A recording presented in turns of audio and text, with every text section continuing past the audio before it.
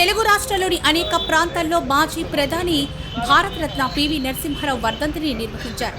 రెండు రాష్ట్రాల్లోని రాజకీయ పార్టీలు, స్వచ్ఛంద సంస్థల, సంఘాల నాయకుల ఆధ్వర్యంలో కార్యక్రమాలు చేశారు. మాజీ ప్రధాని పివి నరసింహారావు 21వ వర్ధంతి కార్యక్రమం నిర్వహించారు.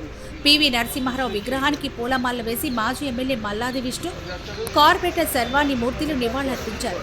ప్రపంచ దేశాల్లోనే భారతదేశాన్ని అగ్రగామిగా నిలబెట్టిన ఘనత కేవలం పివి నరసింహారావుదేనని మల్లాది విష్ణు అన్నారు.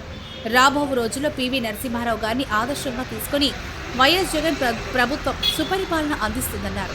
ఈ కార్యక్రమంలో స్థానిక కార్పొరేటర్ శర్వాణి మూర్తి, మాజీ బ్రాహ్మణ కార్పొరేషన్ డైరెక్టర్లు జల్లా సుధాకర్, దోనేపూడి శ్రీనివాస్, వైఎస్ఆర్ కాంగ్రెస్ పార్టీ జిల్లా అధికార ప్రతినిధి లంకా బాబు, పురోహిత సంఘం ప్రెసిడెంట్ జోషిల హనుమయ్య తదితరులు పాల్గొన్నారు.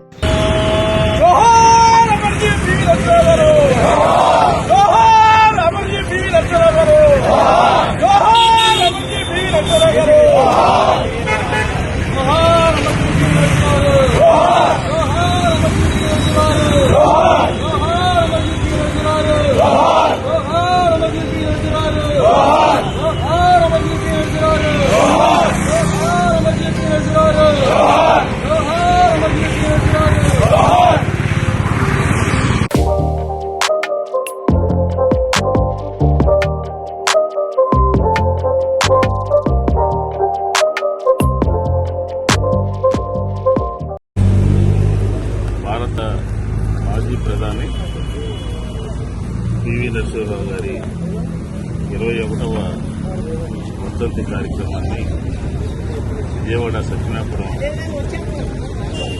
ప్రాంతంలో ఉన్నటువంటి ఆయన కాంస్య విగ్రహానికి, నిలువెత్తు కాంస్య విగ్రహానికి ఈరోజు స్థానిక కార్పొరేటర్ మంత్రి, అలాగే డివిజన్ అధ్యక్షుడు శ్రీనివాస్, అలాగే దమ్మలపాటి చంద్రశేఖర్, ఇంకా వైఎస్ఆర్ కాంగ్రెస్ పార్టీలో వివిధ హోదాల్లో ఉన్నటువంటి పెద్దలందరూ కూడా, నాయకులందరూ కూడా వచ్చి ఈరోజు ఆయనకి ఘనమైనటువంటి నివాళిని అర్పించడం జరిగింది.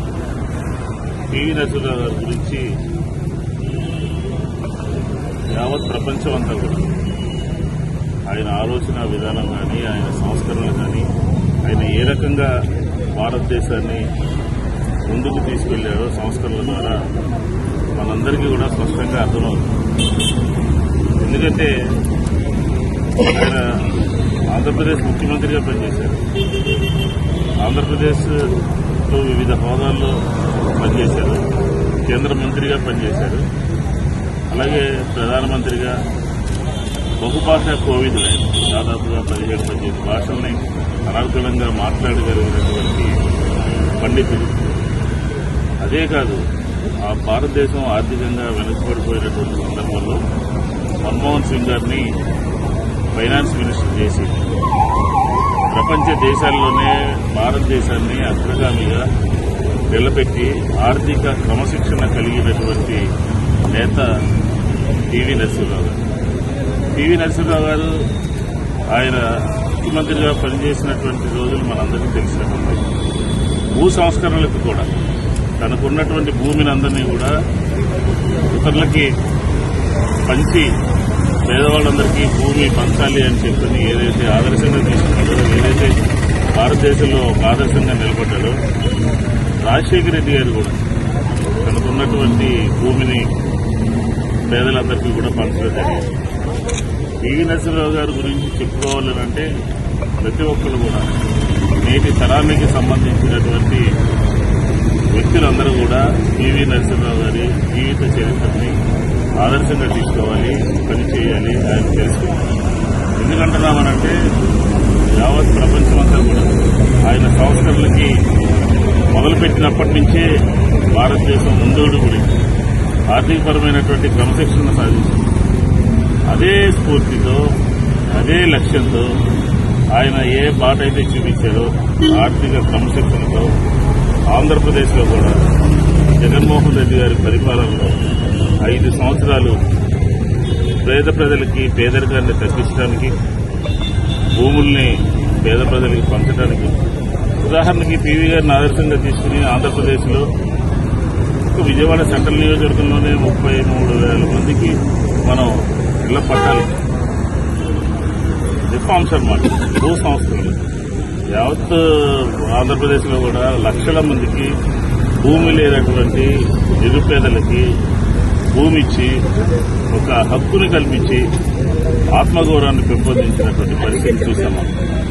ఒకటి కాదు, పేదరిక నిర్మూలన కూడా పివి గారి మాకు, మా పార్టీకి, మా ప్రభుత్వానికి ఆదర్శం. కాబట్టి ఇప్పటికీ ఎప్పటికీ పివి నరసింహరావు గారి ఆలోచన విధానం కానీ, అలాగే ఆయన చేసినటువంటి కార్యక్రమాలు కానీ, దాన్ని తీసుకునే వైఎస్ జగన్మోహన్ రెడ్డి గారి ప్రభుత్వం పనిచేసింది. మహిళా సాధికారత విషయంలో మహిళలందరూ కూడా వాళ్ళ కాళ్ళ మీద వాళ్ళు నిలబడాలి అని చెప్పి, అలాగే విద్య, ఆంధ్రప్రదేశ్లో అందరూ కూడా చదువుకోవాలి, విద్య ద్వారానే సమాజంలో గౌరవం, ఆర్థికపరమైనటువంటి ఇబ్బందులు కలుగుతాయని చెప్పని జగన్మోహన్ రెడ్డి గారి ప్రభుత్వం పనిచేస్తుంది. కాబట్టి పివి నరసింహరావు గారిని పూర్తిగా తీసుకుని ఆంధ్రప్రదేశ్లో మా ప్రభుత్వం పనిచేస్తుంది. రాబోయే రోజుల్లో కూడా ఖచ్చితంగా పివి నరసింహరావు గారి యొక్క స్ఫూర్తితో ఒక సుపరిపాలన జగన్మోహన్ రెడ్డి గారి నాయకత్వంలో రాబోయే 29లో కూడా ఆంధ్రప్రదేశ్ ప్రజలకి చూపిస్తాము అని చెప్పి ఈ సందర్భంగా మరొకసారి వారికి ఘనమైనటువంటి నివాళులు అర్పిస్తూ ఈరోజు వర్ధంతి సందర్భంగా మేమందరూ కూడా నివాళులు అర్పిస్తుంది. దేశ రాజకీయాలను ఏలిన మన నాయకులు, సంస్కరణలు చేపట్టిన మహానుభావులు,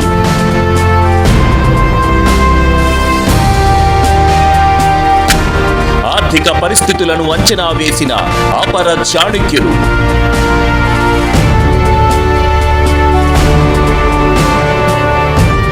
ఆ స్ఫూర్తి, ఆ ప్రేరణ ఈ తరానికి ఆదర్శం.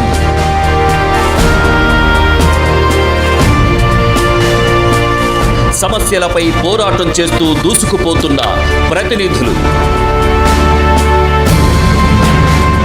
అన్ని వర్గాల వారితో మమేకమవుతున్న మన వాళ్ళు,